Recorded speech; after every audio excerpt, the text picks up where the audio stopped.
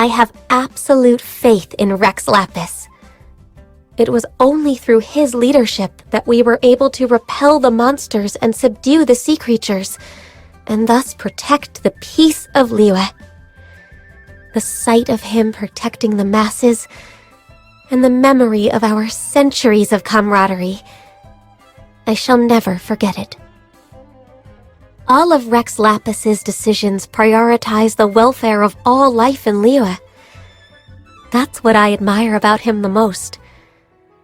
I want to live up to the same standard, but it seems that the harder I try to follow in his footsteps, the more overwhelmed I get and the more mistakes I make. Each Tianquan adds their own interpretation and amendments to the founding laws of Liyue. The current one, Ningguang, does it with unmatched efficiency, but that efficacious manner of hers draws a great deal of criticism. I suppose it is always simpler to criticize than to tolerate.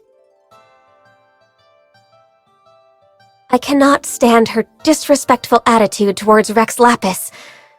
But he says to me, "Ganyu, this is just the kind of person Liyue needs in this day and age." I guess I'm not smart enough because I simply do not understand what he means by that.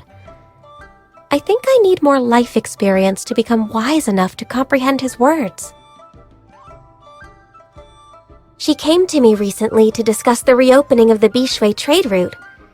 She even asked me what Rex Lapis would do if it were him. Admittedly, what we came up with was not quite on par with what he would have chosen, but seeing the way she kept starting her plan from scratch over and over again, I think I started to understand her a little bit. You mean the boy in the blue jacket from the Feiyun Commerce Guild? He's nothing like his father and brother. Doesn't seem to care about the textile business at all. Seems it's because, as far as he's concerned, there are more important things for him to be doing. Of course, I'm merely speculating. Xiangling is a celebrity, but I try to avoid her restaurant. Just because. No reason. Okay, fine. It's not a big secret anyway. It's because you can smell her cooking all the way from the other end of the street. And once you get a whiff, I mean, that's it. You're gone. Next thing you know, you're ordering your second, maybe third round. You just can't control it. Even though I only eat the vegetarian dishes, I don't know what it is. But that is not a road I want to go down again. Not after... Recently, everyone in Yujing Terrace has been saying nasty things about the Crux Fleet.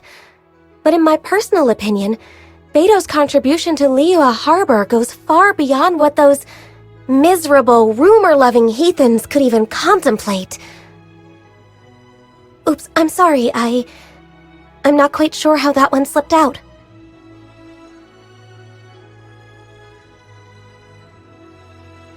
Yaoyao.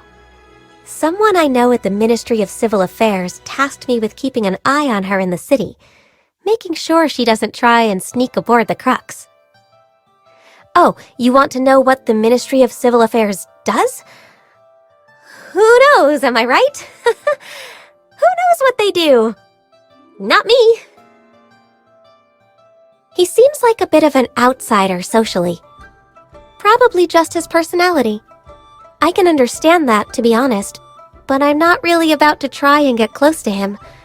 I mean, all the people he's ever agreed to team up with are no longer with us. Ah, Yanfei.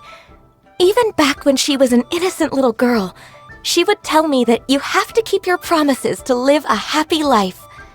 Now she's grown up to be a beautiful, graceful, and highly successful young woman. Although the work of a legal advisor is complicated, she always seems so carefree. This puts my mind at ease. I actually don't know her all that well. I've only heard bits and pieces from Cloud Retainer. From what I've heard, she can be quite ferocious. Whenever her temper gets the better of her, she is likely to start obliterating her surroundings. I wonder if maybe she's just bored. Should I recommend some work to keep her occupied?